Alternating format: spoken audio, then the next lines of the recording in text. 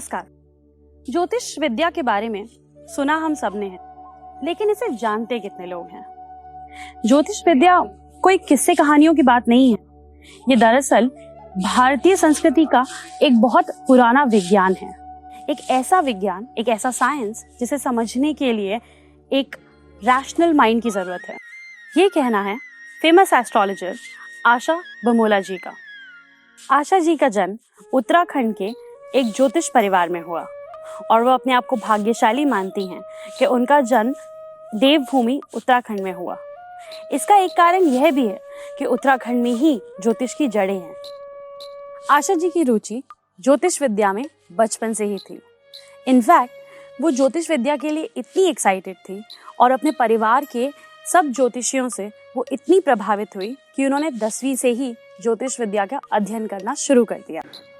तब से अब तक अपने इस अध्ययन के जरिए आशा जी ने बहुत से लोगों की परेशानियों का समाधान किया है और वो आज भी वास्तुशास्त्र और ज्योतिष विद्या के गूढ़ अध्ययन में अग्रसर है।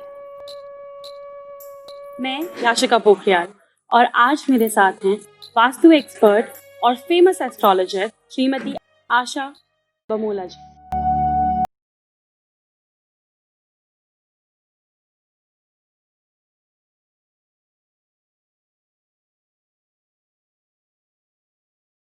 नमस्ते आशा जी। नमस्कार। आशा जी, सबसे पहले तो आप हमें ये बताइए कि आपका ज्योतिष में रुझान कैसे आया? ज्योतिष में रुझान मुझे 10th की छुट्टियों के बाद मैं अपने ताया जी के यहाँ गई हुई थी। उनकी लाइब्रेरी में मैंने बहुत सी बुक्स देखी जो मुझे बहुत अट्रैक्ट की, जिसमें था हस्तरेखा विज्ञान। तो उसमें मुझे लगा कि लकीरों से भी आप किसी की किस्मत देख सकते हैं। तो मैंने उन बुक्स को पढ़ना शुरू किया और मुझे उसमें इतना इंटरेस्ट आने लग गया कि मैं जो है उन बुक्स को हमेशा रोज ही पढ़ना शुरू किया मैंने। और जब मैंने अपने दोस्तों को उनकी लकीरें देख के कुछ बताना शुरू किया और उनके जो रिएक्शंस होते थे कि हाँ ये तो आपने बिल्कुल सही बोला है, तो मेरा रुझान दिन प्रतिदिन इस साइंस के प्रति बढ़ता ही चला गया। अच्छा, वैसे सुनने में आता है कि शादी के बाद कुछ काम करना थोड़ा मुश्किल हो जाता है, तो क्या आपको आपके परिवार वालों से शादी के बाद पूरा सहयोग, पूरा सपोर्ट मिला? जी, बिना परिवार के सहयोग के तो इस क्षेत्र में बढ़ना मेरे लिए बहुत ही मुश्किल था। बट उससे पहले मैं आपको बताना चाहूँगी कि शादी के तुरंत बाद मैंने ये सब शुरू नहीं किया। इससे पहले मैंने बीएड किया, फैशन डिज़ाइनिंग किया, लेकिन मुझे कहीं भी कोई मतलब इंटरेस्ट नहीं लगा उसमें, कुछ भी काम करने में कुछ अच्छा नहीं लगा। और मेरे हस्बैंड को पता था कि मुझे ज्योतिष की तरफ काफ़ी अच्छा मेरा रुझान है, तो उन्होंने मुझसे कहा कि क्यों ना आप इसी फील्ड में कुछ अच्छा कर लेते। फाइनली मैंने ये डिसाइड कर लिया था कि क्योंकि मैं फैशन डिज़ाइनिंग तो कर ही चुकी थी और मेरे दिमाग में था कि मैं अपना एक बुटीक खोलूं। तो इसके लिए कि क्या ज़रूरत है, क्या है, हमारे फैमिली फ्रेंड प्रदीप सोपती जी ने बताया कि बुटीक में आपको बहुत सारी प्रॉब्लम्स आ सकती हैं। आप जो है जब आपकी वाइफ के पास इतनी अच्छी इंट्यूशन पावर है तो क्यों नहीं वो उसके मतलब और स्टडी करें और उसी में आगे बढ़ें। तो ये मेरे हस्बैंड को भी बहुत अच्छा लगा क्योंकि मैंने अपने हस्बैंड को भी बहुत सारी ऐसी बातें बताई थी जिनसे कि उनको बहुत फ़ायदा हुआ और उन्हें भी लगा कि ऐसा कुछ काम किया जाए जिससे लोगों का भला हो। तो प्रदीप जी से मिलने के नेक्स्ट डे ही हमने जो है एस्ट्रोलॉजी के लिए आगे पढ़ने का प्लान बनाया और नेक्स्ट डे ही 2004 एंड में मैंने ये पढ़ना शुरू किया।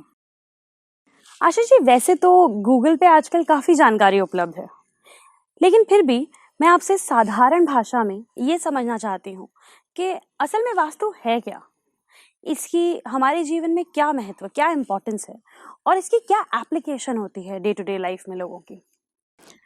जी, हमारा शरीर जो है वो पंच तत्वों से मिलके बना है। ये पंच तत्व हैं अग्नि, वायु, जल, पृथ्वी और आकाश। इन्हीं पांचों तत्वों का समन्वय यानी सामंजस्य ही वास्तु है। अगर हमने ये 5 एलिमेंट्स को सही बैलेंस कर लिया अपनी लाइफ में तो हम अपने जीवन को बहुत ही सरल और सुगम बना सकते हैं। आपका जो ये है कि इससे क्या फ़ायदा होगा, इसके लिए अगर मैं आपको एक स्टोरी बताऊं तो उससे आप ज़्यादा जल्दी समझ पाएंगे कि इसका क्या महत्व है।